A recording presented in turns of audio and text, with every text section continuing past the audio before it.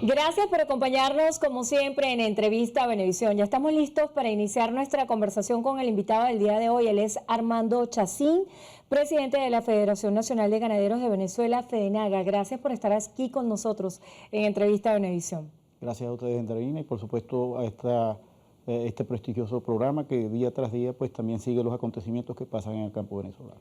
Precisamente acerca de todas las informaciones de las últimas horas, el presidente de la República, Nicolás Maduro, sostuvo el día de ayer un encuentro con representantes de distintas áreas de producción de alimentos para tratar el tema de la inflación y el desabastecimiento. Quisiera que nos hablara acerca del sector ganadero en Venezuela. ¿Cómo están estas variables que hasta hace poco eran tan determinantes y son tan importantes para la economía del venezolano? La inflación a partir de la ola especulativa de precios y el desabastecimiento. Sí, yo creo que el fenómeno de la inflación de todas formas trató y trastocó a todos los sectores económicos. El nuestro pues no escapó a eso. Sin embargo, gracias a que de una forma u otra, con la dolarización de algunos rubros, logramos estabilizar por lo menos la caída vertiginosa que traía el rebaño nacional y en las últimas estimaciones que hemos hecho creemos que el rebaño nacional ha crecido entre un 7 y un 8%. Eso es importante, mantener las estructuras de costo lo más sanos que se puedan para que nosotros podamos alcanzar la potencialidad y llenar la potencialidad que tiene el país. Yo hago votos por la estabilización económica desde la Federación Nacional de Ganaderos, pero también tenemos que entender que estuvimos muchísimo tiempo con los precios deprimidos y que de una u otra forma estábamos muy por debajo de los precios internacionales. Una leche a 8 centavos de dólar comparativamente con precios internacionales de 50 centavos era prácticamente acabar con la ganadería de leche en Venezuela, y lo mismo sucedía con la carne, 34, 40 centavos de dólar antes de la dolarización.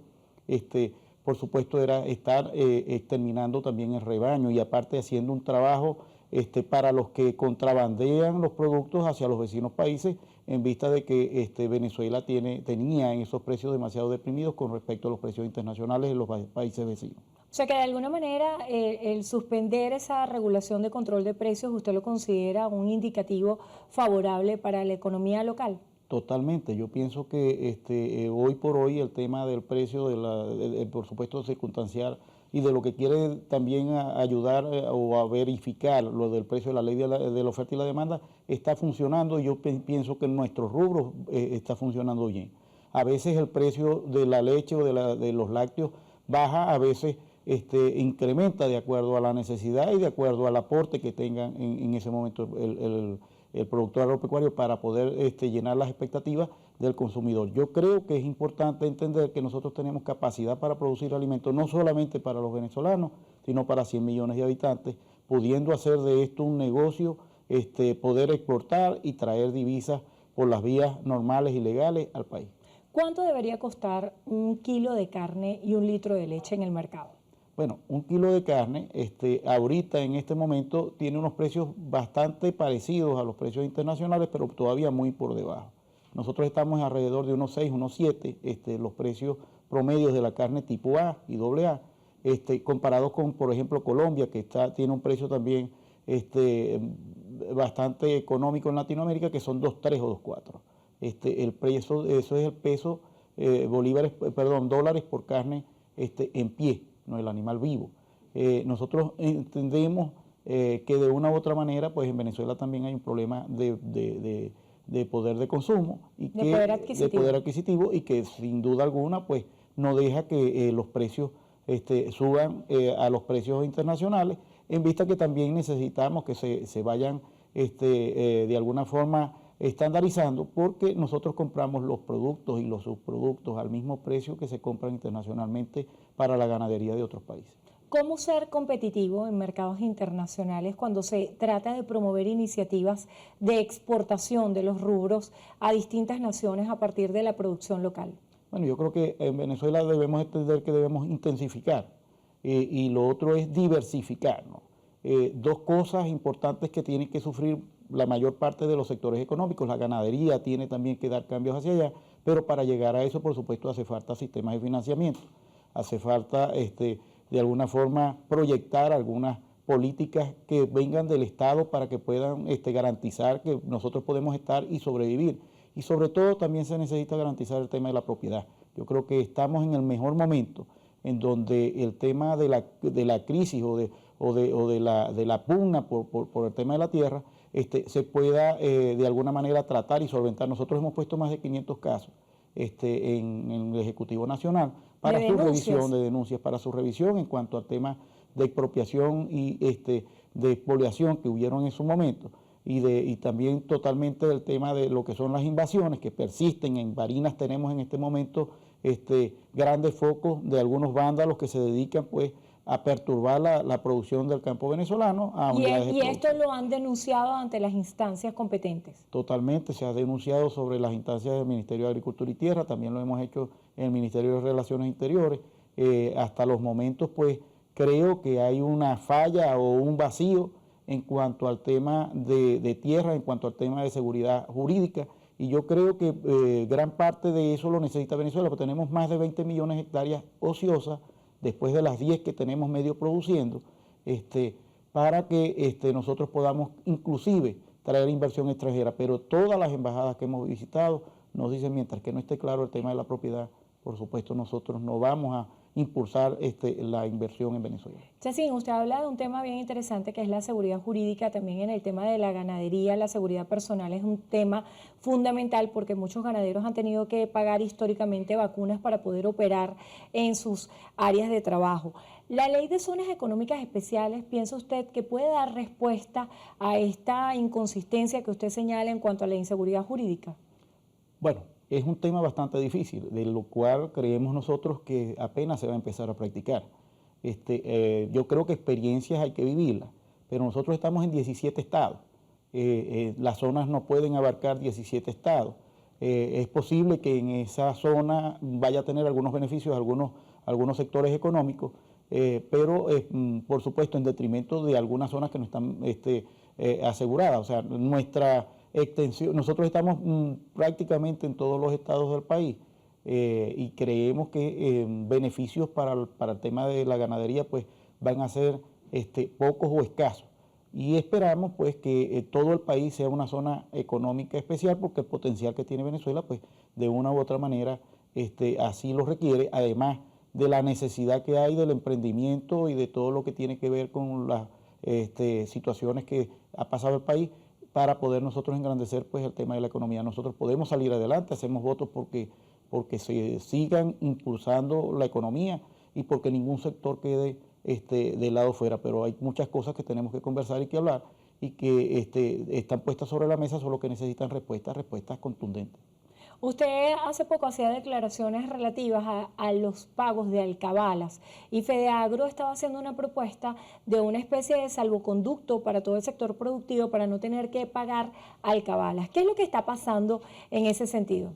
Sí, por supuesto, evidente, nosotros conocemos la realidad del país, estamos, como te dije, en 17 estados.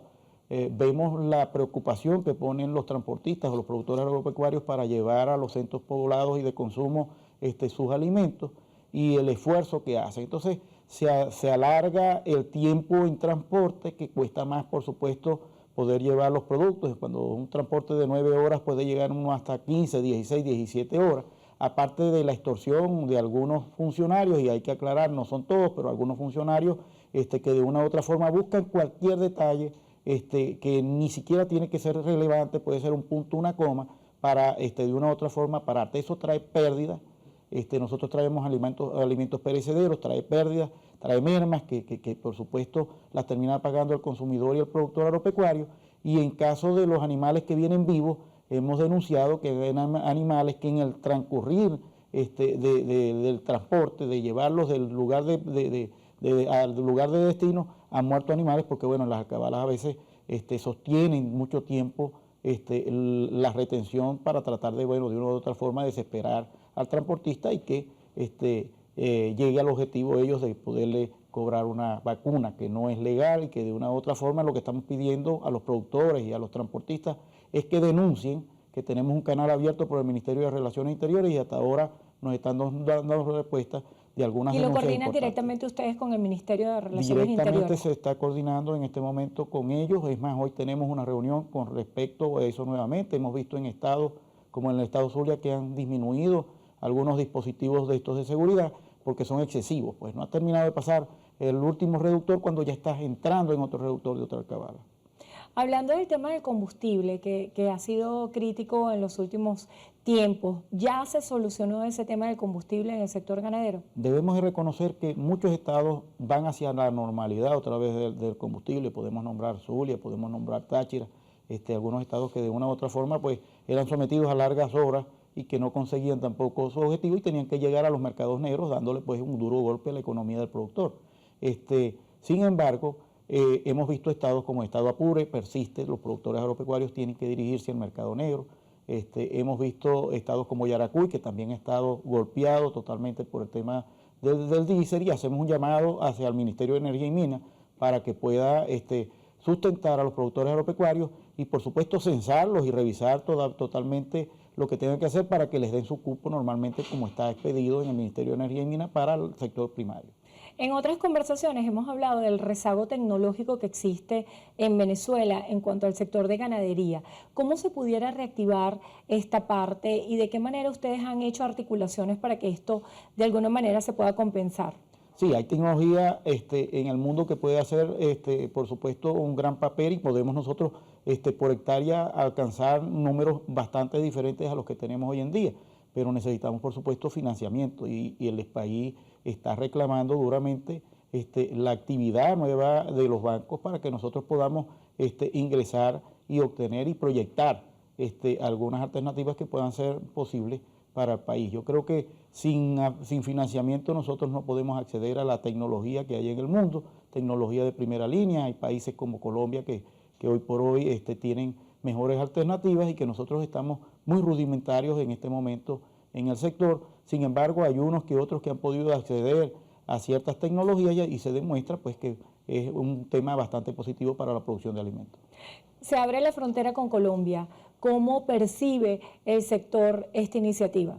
Siempre y cuando cuidemos al productor, al productor de alimentos en Venezuela, tanto agrícola como pecuario, en vista de que algunos países tienen la posibilidad, cuando hay demasiada producción, de subsidiar a los productores agropecuarios y por supuesto esos precios internacionales pudieran llegar a Venezuela y la competencia sería totalmente desleal contra el productor agropecuario que tiene todas las desventajas y que de una u otra forma ha alimentado al país garantizando pues por supuesto la seguridad alimentaria hasta este momento. ¿De qué manera se debería proteger al productor local? Yo creo que lo más importante es tratar de que no entren productos que puedan competir deslealmente contra la producción nacional y que de una u otra manera también se pida calidad en los productos. Hemos visto productos en los anaqueles de los supermercados que no son de calidad de otros países, son mucho más bajos que nuestros precios, pero que lo que son sustitutos de la leche, o sea, suero, y que pedimos al consumidor leer las etiquetas para que de una u otra forma sepa que lo que está consumiendo tampoco es lo adecuado.